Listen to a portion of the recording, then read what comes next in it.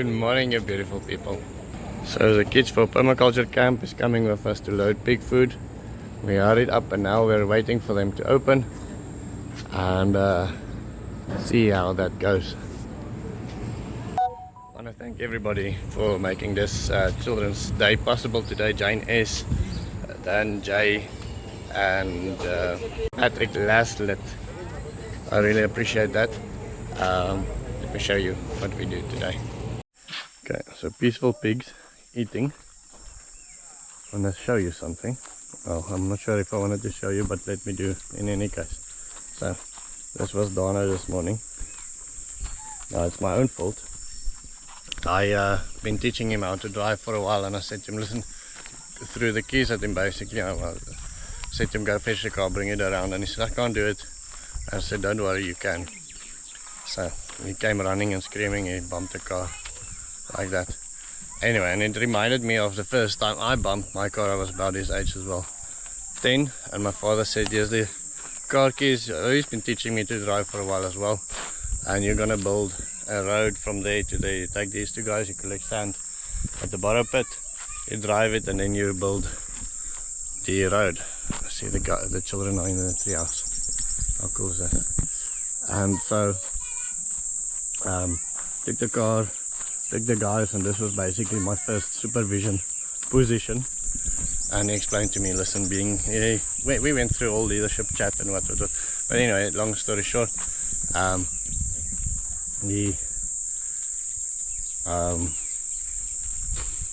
started driving, etc. And then at one stage I was driving with my little sister, just the two of us.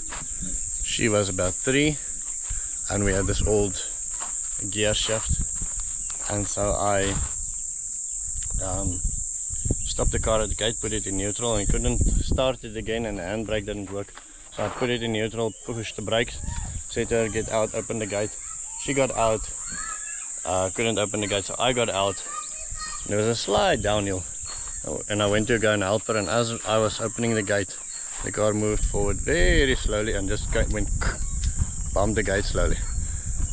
I went into a panic, ran around, jumped into the car, and Simonetti's cooking for the kids quickly, and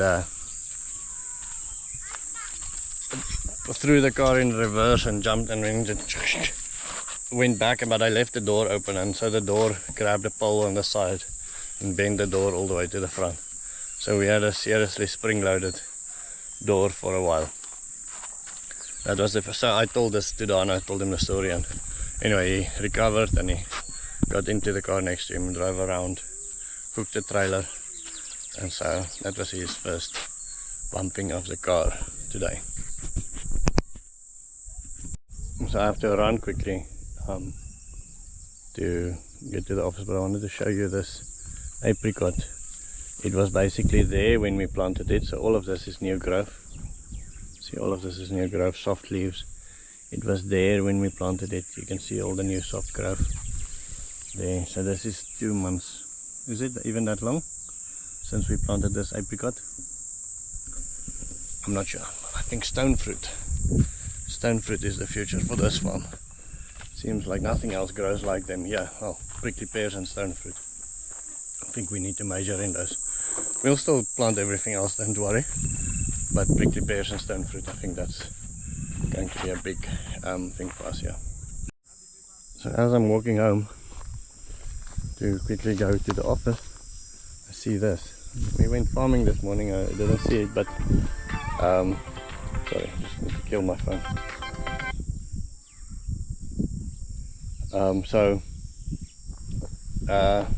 Yeah, apparently yesterday while I was taking Minette and them away, there was a crazy wind that came through here. So I think I'm going to chop this up, have it dry, and then plant it, and then this climax is now regrow by itself. This was, I think, one of my biggest, but they are growing so fast. If you check that one as well, it's growing so fast that it's getting out of control.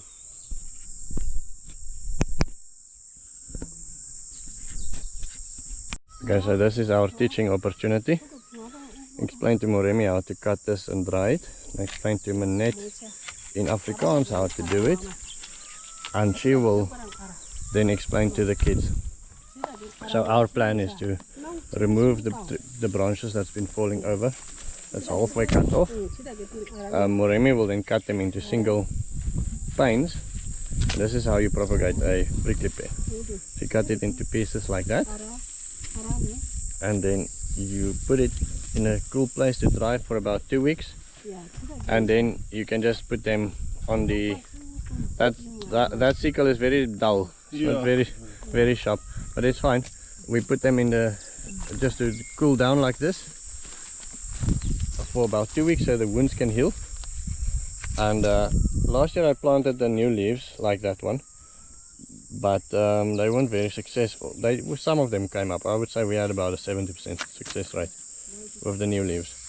So we are going to then take this disaster of 2 prickly pears that fallen over, and we'll probably get about 50 new trees. 1, 2, 3, 4, 5 over there.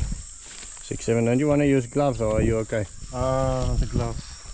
I think go grab gloves quickly and then continue. Yeah. Otherwise these things they will hurt your hands. And so we'll cut this one over here. Cut it there. And quickly just want to pause the camera and explain to Minette something else. Okay, so what I explained to her now to explain to the kids is these little holes here on a prickly pear leaf, the eyes you can call them, they have the opportunity to either become a fruit, or if you put them flat like that they can become a root, or they can push out a new leaf. So they've got 3 options depending on what the plant needs at that time. Those little holes in the prickly pear can become something else. Okay, and the other thing that we see now that the guy says, because our prickly pears are growing so fast, that one is also going to fall. So what you want to do with a prickly pear, sorry, you want it to grow apart from one another. So what we'll do, and you don't want the leaves to touch because we've got cochineal in the area. Don't break it, cut it if you can. Okay, but next time, cut it rather. So we're cutting the leaves that's too close to one another. So we'll cut this one off. And now this one is much lighter. It's got time to become stronger until next year. So we're gonna have, my idea was actually this year just to leave them be and not cut them at all. But yeah, the wind yesterday had different plans, so we're gonna now propagate quite a lot of new ones. Are we gonna leave these ones first? Maybe for another week or 2, see if they fall over or if they grow just funny. Leave them maybe a little bit. See what happens. Gloves for Minette. Minette, handskoene. There's small thorns. Verduidelik net vir haar, there's small thorns. They'll give you a problem. Yeah. And so they call these things thornless prickly pears, but if you've worked a day with them, believe me, there's like tiny thorns. You put butter on your hands to get them out, but it's still not a fun thing.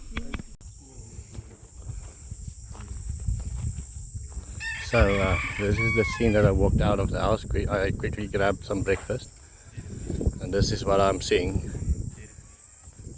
So Moremi is teaching him the name.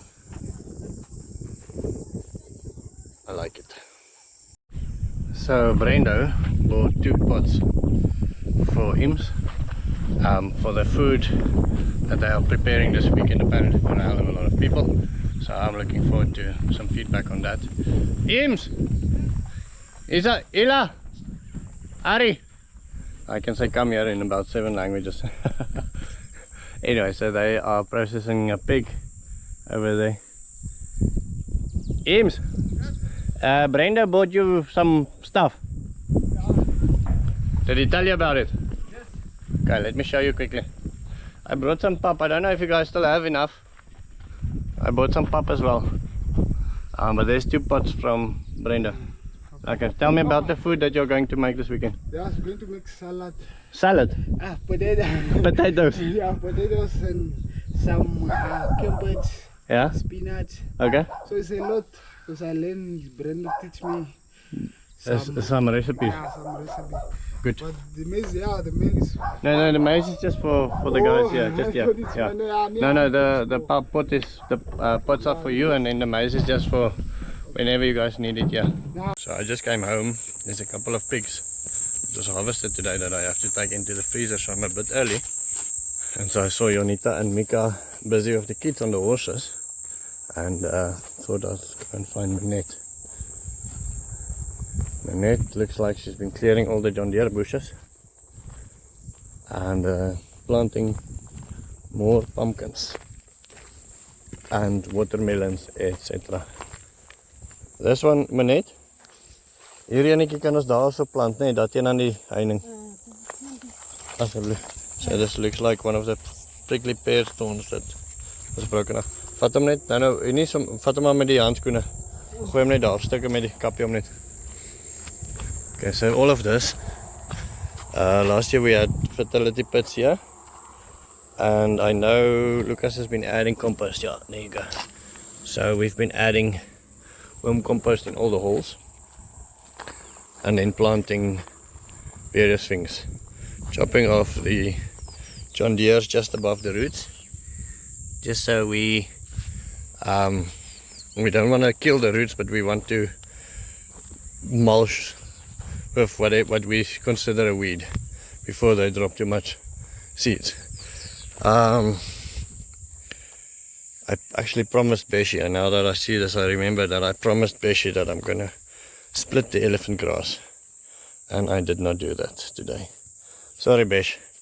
I've been thinking of splitting these grasses. So all of the elephant grass that you see all over there was probably less than one clump like this when they arrived, and it was just like single stalks. And each one is basically 10 times the size it was 1 year ago. And it gave me a harvest 3 meters high. That was cut for the horses. So this is going to be, on the swells, this is a fantastic thing. Elephant grass, or Napier grass as they are known worldwide, is a fantastic grass to have all over the place. So we're gonna take them out, split them. Hopefully the kids are earlier tomorrow, then I can quickly do that with them. That's going to be something nice if they can see how to do the elephant grass. In any case, up to now we have got 2 kids coming in tomorrow. Thank you very much, Brendo and Christoph. I think it's going to mean the world to them. If you guys want to see more kids, I really want to see more kids. I explained today my theory to Brendo.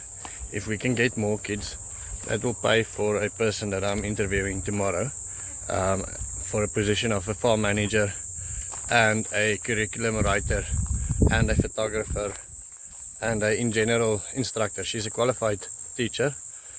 She was one of my kids' primary school teachers when they were still in primary school. She loves the outdoors. She is very involved in our version of the Scouts. What I'm actually trying to say is I really want to push the school thing.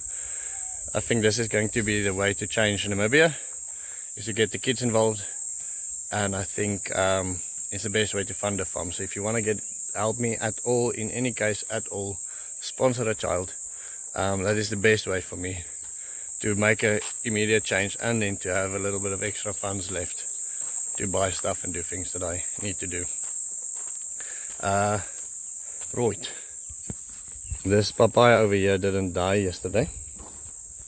Didn't die during the winter. We're happy.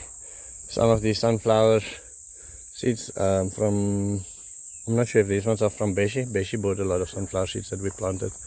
Mulberry tree that exploded over there. There's my GoPro coming. I hope my story makes sense today, because half of it was filmed on the GoPro that Brenna gave me. And some was filmed, I saw when I drove in. Mika and them were filming with my wife's phone. This is filmed on my phone. So 3 different cameras on 3 different places on the farm. I hope that it makes sense. So Joshua and Tommy, we're stopping at Minette's house now. Joshua and Tommy still got no t-shirts on when I got ready to take them away. Is it spinaci? Okay. bietjie eie. Yeah.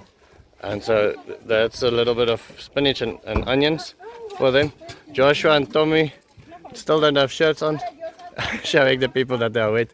Manette, vra which one is liking the horses? Wat het jy nou van die perde?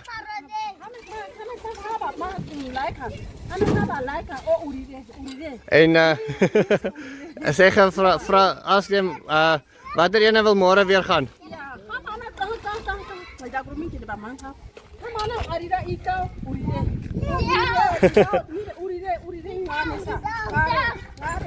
Sê. So I was like glad to see her, maar is ons reg? Sien môre weer. So that's going to be the end of my story. Thank you so much guys for what you've done today. See you tomorrow.